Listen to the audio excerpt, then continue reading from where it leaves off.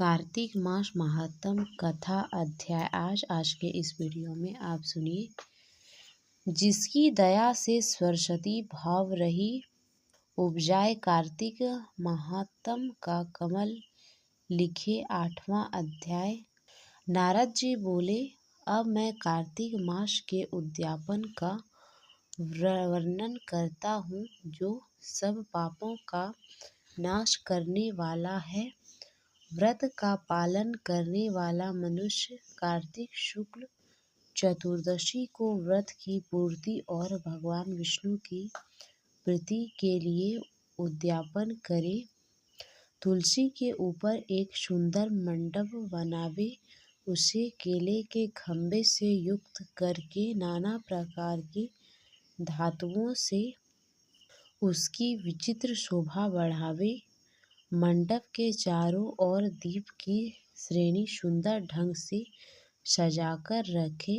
उस मंडप में सुंदर बंद दरबारों से सुशोभित 4 दरवाजे बनावे और उन्हें फूलों से तथा चंबर से सुसज्जित करे। द्वारों पर पृथक पृथक मिट्टी के द्वारपाल बनाकर उनकी पूजा करे। उनके नाम इस प्रकार हैं: जय, विजय, चंड, प्रचंड, नंद, सुनंदन, कुमुद और कुमादाक्ष। उन्हें चारों दरवाजों पर 2-2 क्रम के से स्थापित कर भक्ति पूर्वक पूजन करे। तुलसी जी की जड़ के समित 4 रंगों से सुशोभित सर्वतोभद्र मंडल बनावे और उसके ऊपर पुण्य पत्र तथा पंचरत्न से युक्त कलश की स्थापना करे। कलश के ऊपर शंख चक्र गदाधारी भगवान विष्णु का पूजन करे। भक्ति पूर्वक उस तिथि में उपवास करे तथा रात्रि में गीत वादन कीर्तन आदि मंगलमय आयोजनों के साथ जागरण करे।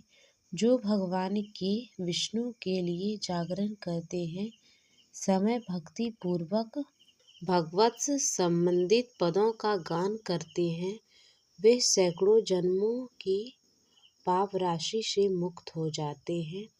जो मनुष्य भगवान के निमित्त जागरण करके रात्रि भर भगवान का कीर्तन करते हैं, उनको असंख्य गोदान का फल मिलता है। जो मनुष्य भगवान की मूर्ति के सामने नित्य गायन करते हैं, उनके अनेक जन्मों के एकत्रित पाप नष्ट हो जाते हैं। जो भगवान के सम्मुख बैठकर कीर्तन करते हैं और बंसी आदि बजाकर भगवत भक्तों को प्रसन्न करते हैं, उन्हें सैकड़ों तीर्थों करने का फल मिलता है। उसके बाद पूर्णमासी में एक सपत्नीक ब्राह्मणों को निमंत्रित करे, प्रातःकाल स्नान और देव पूजन करके वेदी पर अग्नि की स्थापना करे और भगवान की प्रीति के लिए तिल और खीर की आहुति दे। होम की शेष विधि पूरी करके भक्त पूर्व ब्राह्मणों का पूजन करे और उन्हें यथाशक्ति दान दे।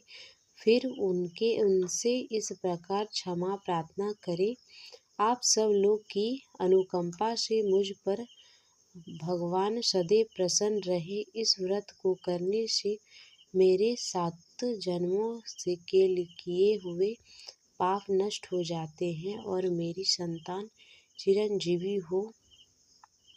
इस पूजा के द्वारा मेरी सभी मनोकामना पूर्ण हो।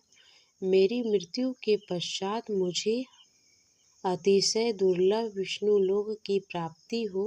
पूजा की समस्त वस्तुओं के साथ गाय भी गुरु को दान में दे। उसके पश्चात घरवालों और मित्रों के साथ स्वयं भोजन करे। भगवान द्वादशी तिथि को शयन से उठे, त्रयोदशी को देवताओं से मिले और चतुर्दशी को सबने उनका दर्शन एवं पूजन किया। इसलिए उस दिन तिथि में भगवान की पूजा करनी चाहिए। गुरु की आज्ञा से भगवान विष्णु की सुवर्णमयी प्रतिमा का पूजन करें। इस पूर्णिमा को पुष्कर तीर्थ की यात्रा श्रेष्ठ मानी गई है। कार्तिक मास में इस विधि का पालन करना चाहिए। जो इस प्रकार कार्तिक के व्रत का पालन करते हैं वे धन्य और पुण्यनीय हैं, उन्हें उत्तम फल की प्राप्ति होती है। जो भगवान विष्णु की भक्ति में तत्पर हो कार्तिक में व्रत का पालन करते हैं, उनके शरीर में स्थित सभी पाप तत्काल नष्ट हो जाते हैं। जो श्रद्धापूर्वक कार्तिक के उद्यापन का महात्म सुनता है, यह सुनाता है, वह भगवान विष्णु का सायुज्य प्राप्त करता है। कार्तिक मास महात्म का 8वां अध्याय समाप्त हुआ।